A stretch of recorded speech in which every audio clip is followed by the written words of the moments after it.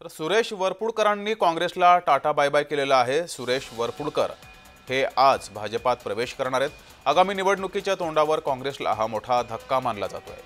सुरेश वरपुडकर हे काँग्रेसला रामराम करत भाजपात प्रवेश करतायत, त्यामुळे हा काँग्रेसला मोठा धक्का मानला जातोय। रवींद्र चव्हाण, चंद्रशेखर बावनकुळे यांच्या प्रमुख उपस्थितीमध्ये हा पक्ष प्रवेश सोहळा होणार आहे। मराठवाड्यामध्ये भाजपाची संघटनात्मक ताकद त्यामुळे वाढणार आहे। काँग्रेसला मात्र हा धक्का आहे।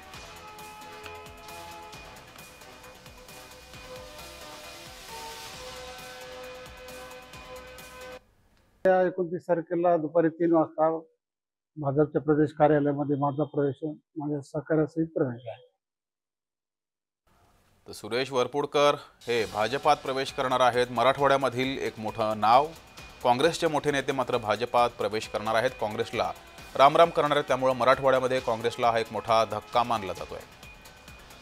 आजच त्यांचा पक्षप्रवेश होणार आहे। चंद्रशेखर बावनकुळे आणि भाजपा पक्षाचे प्रदेशाध्यक्ष रवींद्र चव्हाण यांच्या उपस्थितीमध्ये हा प्रवेश होईल।